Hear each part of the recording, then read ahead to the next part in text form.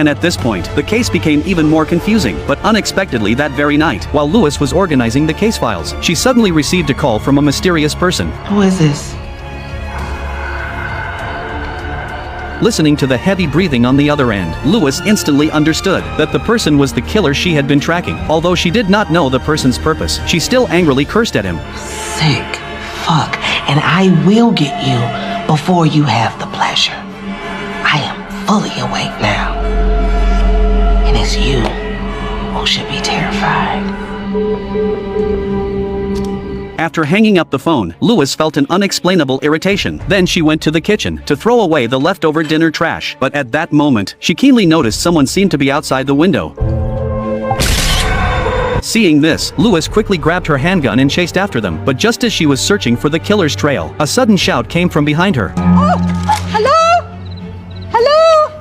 Hello? Seeing that it was her husband's caregiver, Lewis lowered her weapon. She thought something had happened with her husband, but the caregiver picked up the bottle in her hand and said she wanted to have a few drinks with Lewis and talk about life. Since she did not know the caregiver's purpose, Lewis could only politely invite her inside. After 2 strong drinks, the caregiver opened her heart to Lewis and sincerely apologized to her. It turned out that many years ago, the caregiver had already fallen in love with Lewis' husband. Hearing this, Lewis showed no strong reaction. She patiently listened as the caregiver talked about the past, and after the story ended, Lewis even stood up and held the caregiver's hands. At this moment, the caregiver thought Lewis had forgiven her, but the next second, You spoke too soon.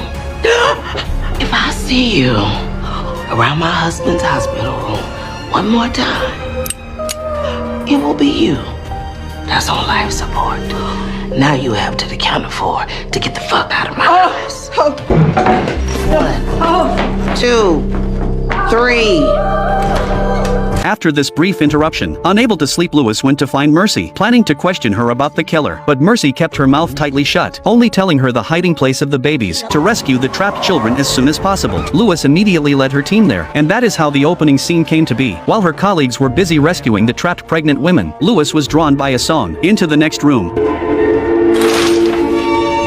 Looking at the walls covered with photos, Lewis felt a chill run down her spine. It turned out the killer had always been right by her side, but the very next second, a figure suddenly appeared behind her.